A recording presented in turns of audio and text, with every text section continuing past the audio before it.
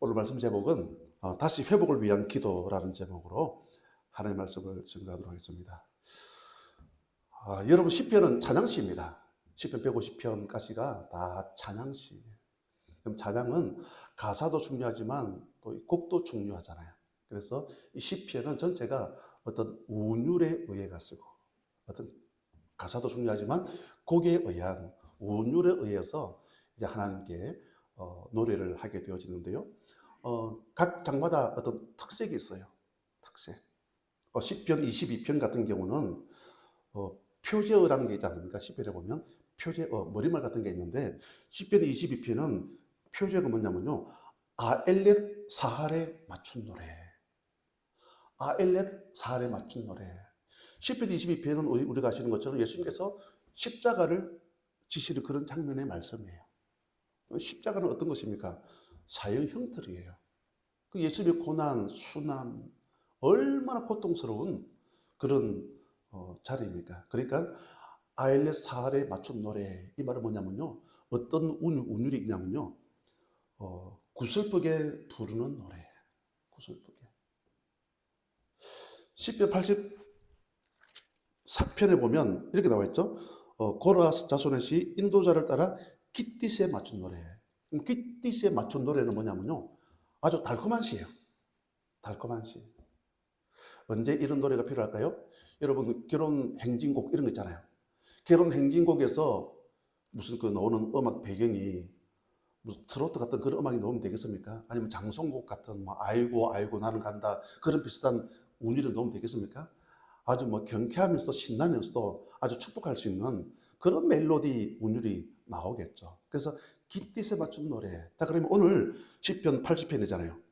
아삽의 시 인도자를 따라 소사님 에두스에 맞춘 노래.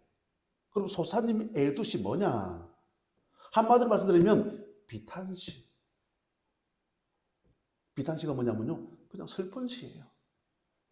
쭉 있다 보면요, 슬퍼요. 요한복음 15장에 보면 예수님께서도 이스라엘을 어떤 나무에 비유를 하시냐면요, 포도나무. 맞죠? 나는 포도나무요, 너희는 가지니. 오늘 이 시인도 보면 18편에 이스라엘을 포도나무로 비유를 하고 있습니다. 오늘 말씀 8절부터 13절을 보면 포도나무를 비유를 하면서 이제 애굽에서 이제 이스라엘 백성들이 그 포도나무가 지금 이제 그 가나안 땅에 올라갔다 그 말씀이에요. 올라가 가지고 그 포도나무가 그 8절이죠. 주께서 한 포도나무를 애굽에서 가져다가 민족들을 쫓아내시고 그것을 심으셨나이다. 9절을 보니까 주께서 그 앞서 가꾸셨으므로 그 뿌리가 깊이 박혀서 땅에 가득하며 10절 그 그늘이 산들을 가리고 그 가지는 하나님의 백향목 같으며 그 가지가 바닥까지 뻗고 능풀이 강까지 미쳐 끈을. 그러면 이제 기다리고 있는 게 뭡니까? 열매. 맞잖아요. 포도나무를 심는 목적이 뭐겠습니까? 열매. 그런데 오늘 말씀 뒤에 보면 13절인가요? 숲속에 멧돼지들이 상해하며 들짐승들이 먹나이다. 멧돼지가 내려와가지고 한마디로 포도나무 밭을, 쑥대밭을 만들어 버렸다. 그 말씀이죠. 이 말씀을 읽는 가운데 아이고 신난다 그런 분들 계십니까? 아이고 잘 됐네 그런 분들이 계십니까? 아니잖아요. 열심히 노력해서 포도나무를 심었는데 가지가 뻗고 꽃도 피고 이 열매를 기다리고 있는데 세상에, 여기서 말하는 멧돼지는 이스라엘 나라에 있어가지고 바빌론이겠죠. 바빌론을 통해서 엄청난 어려움을 당하지 않습니까? 그래서 오늘 소사님 에두스에 맞춘 노래, 이 노래는 비탄시, 슬픈 시. 자, 그러면 오늘 이런 말씀의 배경을 가지고 우리가 기억할 게 뭐냐면요, 우리 14절 말씀이죠. 14절에 보면 만군의 하나님이여 구하옵나니, 지금 기도하는 거잖아요. 그 오늘 말씀 제목이 다시 회복을 위한 기도예요. 이렇게 멧돼지를 통해서 쑥대밭이 되어버렸는데 오늘 시인은 이런 상황 속에서 멧돼지가 내려와서 쑥대밭을 만들었지만 다시 회복을 위한 기도를 하고 있더라. 그게 14절이죠. 만군 하나님이여 구하옵나니 돌아오소서. 하늘에서 굽어 보시고 이 포도나무를 돌보소서. 오늘 말씀 보면 이런 구절들이 계속 반복되었어요. 반복되었어요.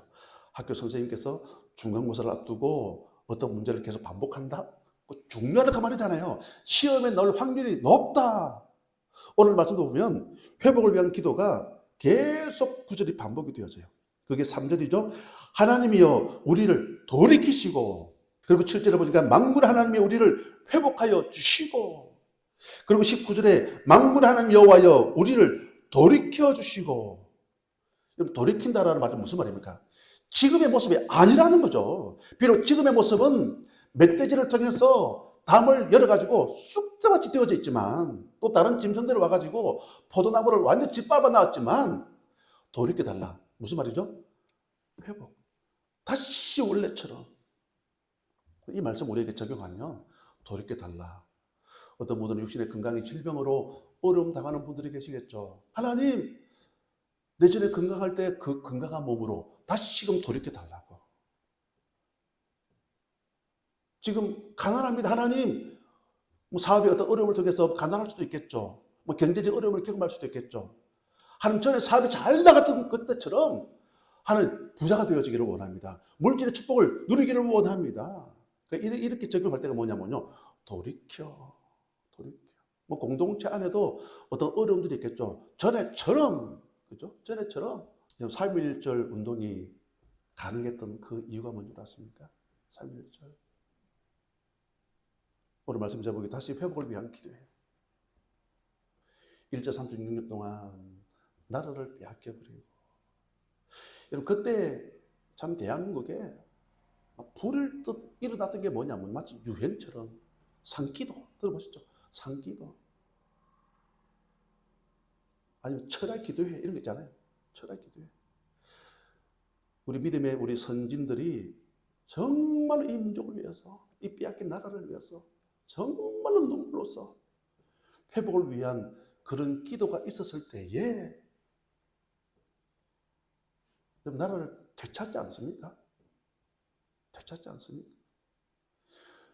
얼마나 시간 빠른지 오늘이 6월의 이제 1일입니다. 6월은 우리가 아시는 것처럼 호국 보훈의 달. 6.25를 통해서 마치 대한민국이 오늘 멧돼지가 내려와서 바빌론 내려와서 이스라엘을 쑥대밭 만들어버린 것처럼 우리 남한에 어떻게 되어졌습니까?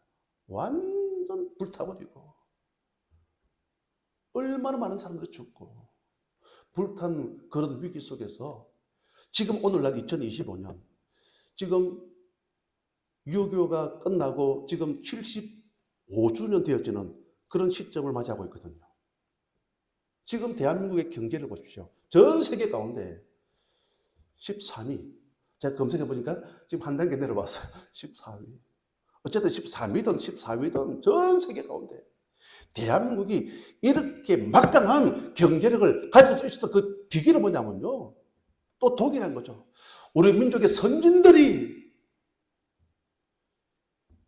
무너져버리고 불타버린 대한민국을 위해서 회복을 위한 그런 기도가 있었을 때에 그게 상기도든 그게 철학 기도회든 감도 성령 집회든 주 앞에 나와서 기도했을 때에 이런 놀라운 회복이 임하더라. 그런 말씀이죠. 이제 6월 3일 날 대선이 치러집니다. 아마 여러분들 각자가 또 지지하는 분들이 계시겠죠. 저는 그런 말씀을 드리고 싶어요. 오늘 아까 기도했던 것처럼 하나님의 마음에 꼭 합한 사람이 세워졌으면 좋겠습니다. 열왕기상 16장 17장에 보면 열왕기상 16장의 상황이 어떤 상황이냐면요. 유다의 이스라엘의 왕 중에서 남유다 총 합해가지고 36명의 왕들이 있습니다. 그 많은 왕들 중에서 가장 악한 왕 랭킹 1위가 누군 줄 아십니까? 아합 왕이에요. 자, 그 아합 왕이 정략적인 결혼을 하게 되어지죠. 우리가 아시는 것처럼 아합의 아내가 누굽니까? 이세벨. 그럼 아합 입장에서 이세벨의 아버지는 아합에게 있어서 장인 어른이잖아요. 그 장인 어른의 이름이 뭐냐면요. 성경의 열왕기상 16장에 이렇게 나옵니다. 엣바알. 엣바알이 뭡니까? 바알과 함께. 그러니까 우리 식으로 말하면 마귀와 함께. 세상 장인어른의 이름이 바알과 함께. 그러니까 나라가 엉망이 되어지는 거죠. 이 아합을 통해서. 마치 이스라엘이 그 이세벨을 통해서 온갖 우상 숭배를 통해서 성경은 이렇게 아합을 평가하고 있습니다. 이전 왕들보다도 훨씬 더 악을 행하였다라고 성경은 그렇게 말씀하고 있습니다. 그러니까 그런 지도자가 세워지니까 나라가 엉망이 되겠죠. 쑥대밭. 그런 가운데 열왕기상 17장에 하나님께서 짜잔 하고 누구를 등장시키냐면요. 성경은 이렇게 말씀하고 있죠. 엔더 엘리야. 딱 접속사가 들어가 있어요. 접속사. 16장의 상황하고 17장의 상황이 지금 연결되어지는 거죠. 그래서 16장의 상황이 악한 상황이었지만 하나님께서는 누구를 준비해 주시느냐? 엔더 엘리야. 엘리야를 등장시키면서 한마디로 엘리야는 이름 뜻이 뭡니까? 엘리야. 여호와는 나의 하나님이시다. 아합의 장인의 이름은 엣바알, 마귀가 함께하는 사람인데 엘리야의 이름의 뜻은 여호와는 나의 하나님이시다. 이런 분이 등장을 하는 거예요. 그러니까 이 엘리야는 어떤 사람이냐면요. 간극을 메우는 그런 사람.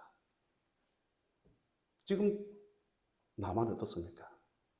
정치적인 이념으로 여러 가지 갈등을 통해서 쪼개질 대로 쪼개지고 나누어질 대로 나누어지고 좀 너무 가슴 아프잖아요.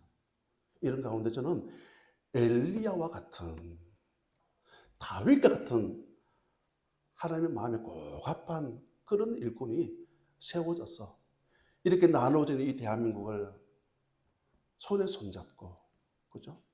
손에 손잡고 참 아름답게 마치 형제자매처럼 아름답게 이끌어갈 수 있는 그런 지도자가 세워지기를 간절히 축복합니다. 그래서 오늘 첫 번째 메시지는 우리 첫 번째 기도 제목 같이 한번 보실까요? 다시 시작. 다시 일으켜 주옵소서. 아멘. 다시 일으켜 달라고 회복을 통한 그런 기도를 통해서 다시금 회복되어지는 이 대한민국이 되시기를 주님 이름으로 간절히 축복합니다.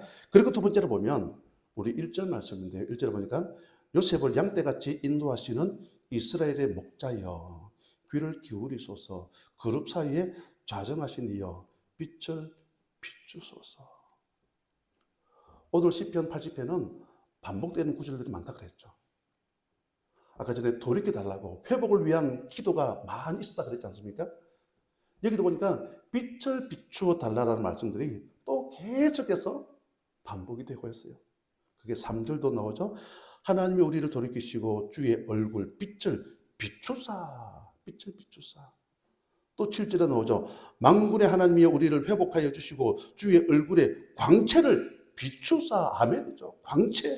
주의 광채입니다. 또 19절 제일 끝에 보니까 만군의 하나님 여호와여 우리를 돌이켜 주시고 주의 얼굴에 광채를 우리에게 비추소서.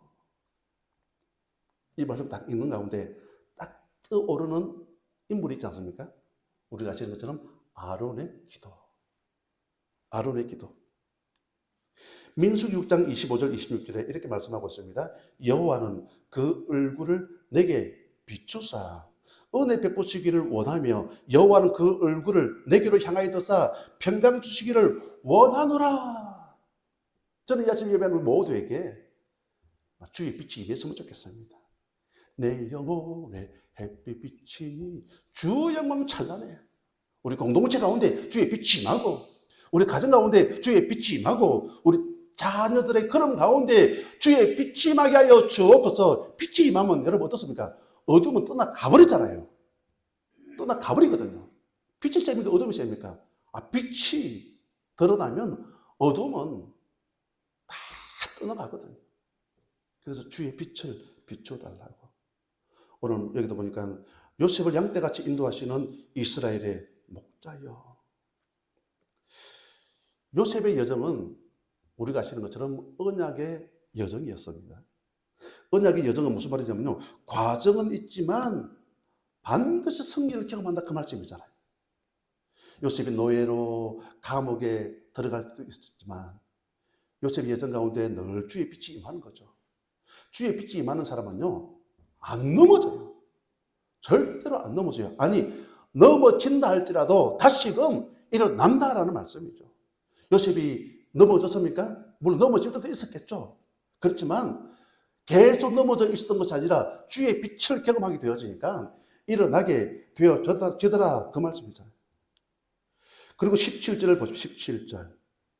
이 한 절 말씀은 그냥 이번 한 주간 여러분들이 마치 숙제처럼 말씀을 외웠으면 좋겠습니다. 이 한 절의 말씀 우리 같이 봅니다. 시작. 주의 오른쪽에 있는 자 곧 주를 위하여 힘있게 하신 자에게 주의 손을 얹으소서. 아멘. 주의 오른쪽에 있는 자. 여러분, 왼쪽에 오른쪽에 그런 표현들이 나오잖아요. 마태복음 25장에 거기도 보면 왼쪽에 있는 것들은 염소잖아요. 염소는 지옥이고 주의 오른쪽에 있는 양들은 뭐 천국으로, 그렇죠? 그런 표현을 쓰지 않습니까? 마치 여기 보니까 왼쪽이 있고 오른쪽이 있는데 주의 오른쪽에 있는 자, 곧 주를 위하여 힘있게 하신 인자에게. 그럼 그 인자가 누구냐가 그죠? 주의 오른쪽에 있는 자, 인자. 주의 오른쪽에 있는 자, 이런 인자는 여러분 안 넘어져요. 아니, 설령 넘어졌다 할지라도 일어난다, 그 말씀이잖아요. 그럼 여기서 인자란 누구를 말하냐면요, 먼저는 이스라엘을 말하겠죠. 이스라엘. 그리고 이한씨가 예배하는 저와 여러분들을 말하겠죠. 다시금 대선 국민을 통해서 이 말씀을 제가 적용하고 싶습니다. 뭐 1번, 2번, 뭐 3번, 4번 여러 후보들이 있지 않습니까? 있는 가운데 오늘 여기 보니까 주의 오른쪽에 있는 자, 곧 주를 위하여 힘있게 하신 인자에게. 그게 누군지를 몰라요. 또 어떤 분이 당선될지도 몰라요. 그렇지만 뒤에 구절입니다. 주의 손을 얹으소서. 안수. 하나님께서 안수하시는 그런 사람이 이 대한민국을 이끌어갔으면 좋겠습니다. 주의 손을 안수. 저는 그분에게 주의 손을 얹었으면 좋겠습니다. 또 하나님이 세우신 그분을 위해서 이제는 이 대한민국이 나누지 말고, 비록 내가 원하는 지지하는 사람이 안 되어졌다 할지라도 나누지 말고 그분을 위해서 축복하면서 다시금 한반도가 우리 대한민국이 남한이 하나가 되어져서 다시금 회복을 위한 그런 대한민국이 되어졌으면 좋겠습니다. 그리고 이 인자는 이스라엘이지만 그리고 이 아침 예배하는 우리 모두 각자겠죠. 주의 오른쪽에 있는 우리 모두가 주의 오른쪽에 있었으면 좋겠습니다. 그러면서 주님 우리를 안수하시는 거죠. 안수하시면 우리 모두가 일어날 수 있다, 그 말씀이잖아요. 이제 말씀의 결론입니다. 에스겔 1장 3절에 보면 이렇게 말씀하고 있습니다. 갈대아 땅 그발 강가에 여호와의 말씀이 부시의 아들 제사장 나 에스겔에게 특별히 임하여, 그 뒤에 보니까 여호와의 권능이 내 위에 있느니라. 와, 부시의 아들. 여러분, 이때 에스겔의 나이가 몇 살이냐면요, 지금 바빌론으로 포로로 끌려온 지 지금 5년 지났습니다. 25살이 끌려왔는데 5년 지났으니까 30살이겠죠. 여러분, 30살 그러면 열심히 지금 일을 해야 될 그런 시기 아닙니까? 그런데 일자리도 없는 거예요. 낙심되어 있는 그런 상황이었지만, 그러면 에스겔이 그발 강가에서 뭐였겠습니까? 하나님께 기도, 회복을 위한 기도. 우리는 잘 아시잖아요. 에스겔 37장에 보니까 마른 뼈가 하나님의 큰 군대가 되어지는 이런 놀라운 축복이 임하더라. 우리 대한민국이 회복을 통해서, 우리 대평강교회가 회복을 통해서 우리 모두가 일어나서 큰 군대가 되어지는 이런 놀라운 축복이 있기를 주님의 이름으로 간절히 축복합니다.